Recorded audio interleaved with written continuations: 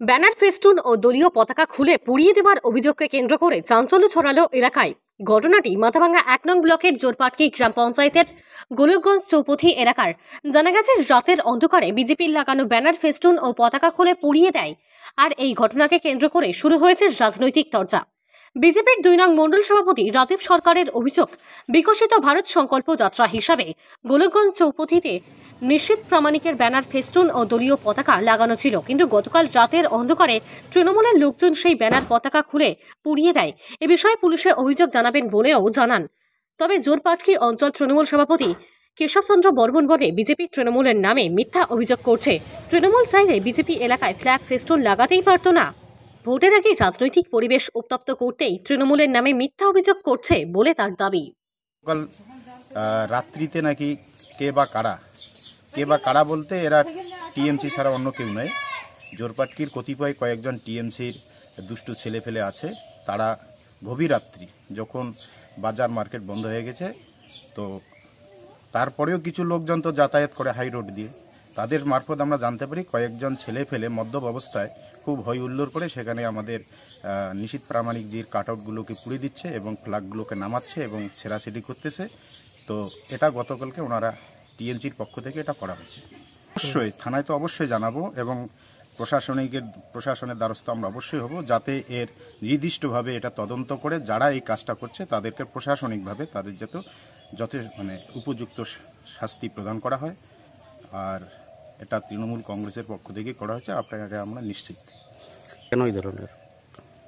দেখেন, ওনাদের তো সাংগঠনিকভাবে কোনো রকম আধিপত্য নেই, আর সংগঠন নেই জন্যই মধ্যরাত্রির আশ্রয় নিচ্ছেন। যেমনটা আমরা জানি, সন্দেশখালির ব্যাপারটা জানি, সন্দেশখালিতে দিদির দুষ্টু ছেলেরা এই সব কাজের সঙ্গে, অবৈধ কাজের সঙ্গে যুক্ত ছিলেন।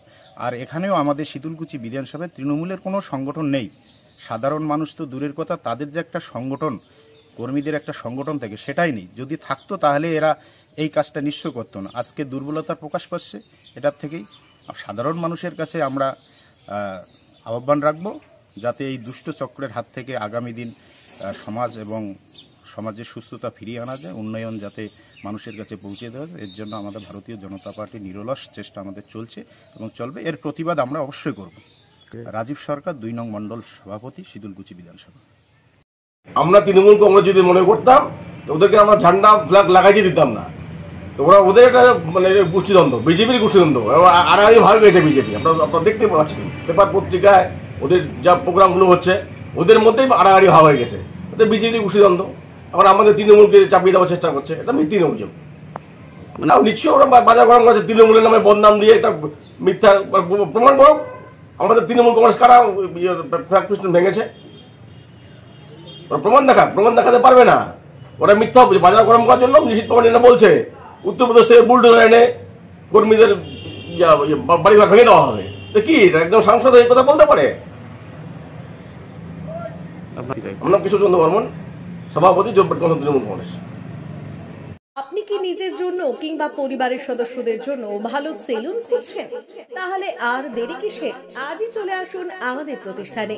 উন্নত মানের পরিষেবা পৌঁছে দিতে মাথাভাঙ্গা শহরে এই প্রথম হাজির উন্নত মানের salon translate professional, the ultimate salon destination for ladies and gents.